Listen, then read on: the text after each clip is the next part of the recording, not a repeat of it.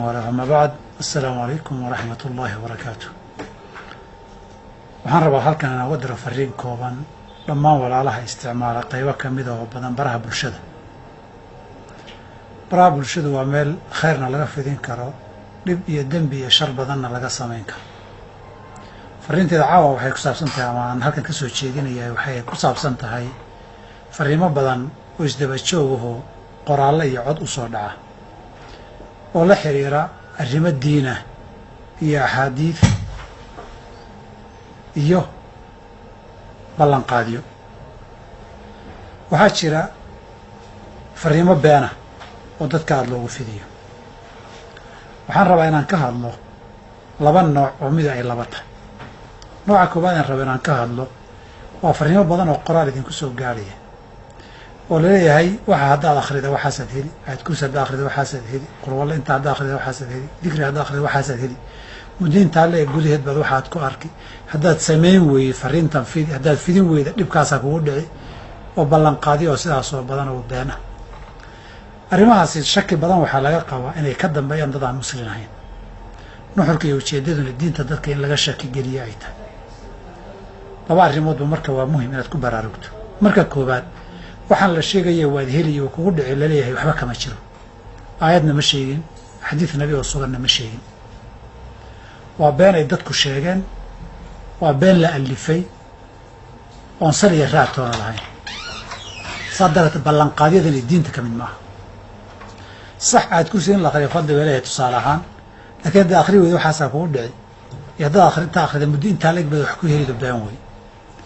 qodobka labaad ee ku baraarugta ay tahay waa xumaanta ka dambaysa. haddii maanta ballanqaadka aad rumayso ood arki weydo, mid labaad aad arki weydo, mid saddexaad arki weydo, mid shanaad arki weydo, mid tobnaad arki weydo, marka dambe waxaa iman diinta waxaanu ballan qaadaysee wada beentaa maxay tahay. diinta inaad ka shakida wey waxaa labaad imanaya. waana yoolka laga shakisan yahay hay-ada iyo shakhsiyaad iyo dad badanoo waxaa ka shaqaynaya inay hiigsanayaan. haddaba si khaldan yaan lagu raran. fariinta labaad aan raba inaan baraarujiyo waxaa weeye maalmahan qof codkiisu aada isugu egyahay, isshabaho oo wuxuu soo diraa fariimo xambaarsan axaadiid nabi sal slam laakiin beena. aan laba fariimood ka soo qaato. waxaa laga yaabaa inaad ila aragteen aada iyadoo la isugu dirayo fariin odhanaysa nabi maxamed baa sal slam 4 jirkay ku jiradaan, 4 jirkay dumiyaan, 4 risiqay reebaan, 4 risiqay furaan, 4 wejigay nuuriyaan, 4 wejigay nuurkas ka qaadaan. taas waa been. nabi maxamed ma dhihin sal ly slam. waa dardaaranno dhakhaatiir bixiyeen. ibnulqayimna zaad almacaadka akhirkiisa ku sheegay. qaarkoodna niman dhakhaatiir oo griigii hore jalinios iyo rag lamid a bixiyo muslim ba ahayn. taas nabigaa yidhi waa been, waxba kama jiro. isla fariintaa waxaa ku duuban in nabigu calayh isalaatu wasalaam uu yidhi saytuunku saliidda zaytuunku 7 cudur bay dawa ka tahay. waa been. nabigu ma dhihin sal ly slam. waxaa ka mid ah aadaanka ha la aamuso waxay aan la akhriin.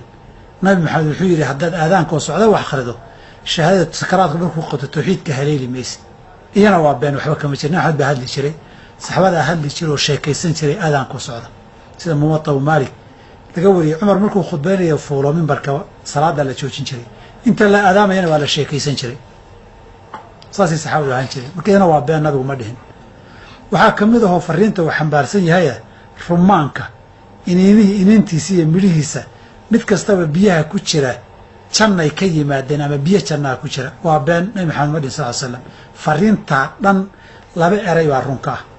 nabigu wuxuu yidhi balliquu canii walow aaya, iyo nabigu wuxuu yidhi xabatu sawdaa shifaahu min kulli daa. inta kale waa been. nabigu ma dhihin sal ly slam.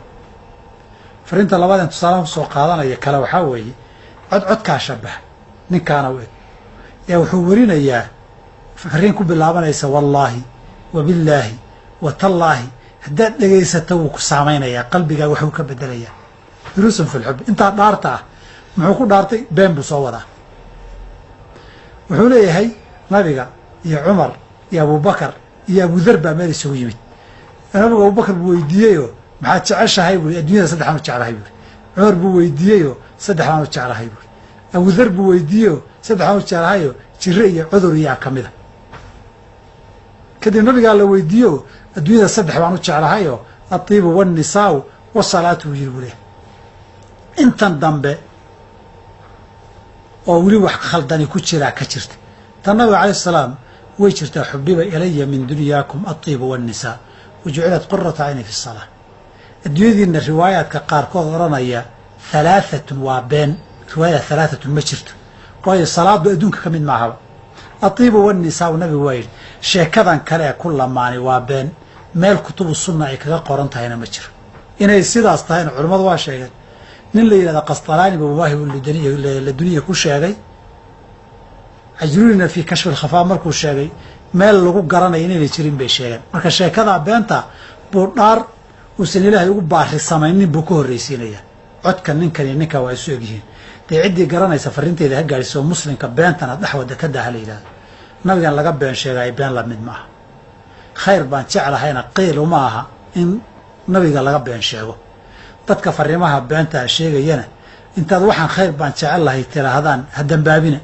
oo beenta axaadiidta haddaad 100 qof u qorto u dirto wada fowaar garaysaan ood sii dir wada dhahda mid walba wuxuu ku leeyahay akharka agtaada yanan fadhiin qofka weliba waxaan u sii badinayaa codkiisa ii sii adkaysiinaya xataa carabi ma kasi ma garan yaqaan carabi si loo wado qofkan ma yaqaan tan dambe saddexda u dhaaranayana abu dhar buu magaciisa kale laayay tan horena sadaqa jaariyu garan laayay sadaqatu jaar wiile jaar waa dariste jaariya ma sadaqa soconaysa ma حتى جاري جار بكرة كعن لايه أبو ذر بقى كعن لايه حينتم بينتم أحاديث مالو كسر قرا الاستعداد ليوم المعاد كي من حجر لو تيرني بينتها ثلاثيات كي رباعيات كي خماسيات كي سداسيات كي عشاريات كي بينتها يكبوا حين بانو ملايين أيام بديو من نقننه إنه قرب كسر تلتلا وحن ربع فرين تيدو خير كفيدية لكن اسكهو صدم دميرة بينت الورد عن صدها نقننه مكرفونا بينته وأذيقه هالنقننا وقال النبي والله قبل أن شيء وأدم بوين نبي حول إن كذبا علي ليس ككذب على أحد بين لا يغشى الله من ما بين قفك لا يغشى فمن كذب علي متعمدا فليتبوأ مقعده من النار إلهي الله يابو فرنت إذا قفك صوده وعدي قرانا سيادتك هلا جارسيه بينتها الاسكيل عليه خير له بنا هلا فيديو وما حسنتي والسلام عليكم ورحمة الله وبركاته. على تواضع لا تفتخر بالنسب كفاك أن تخرج من دنيا الورى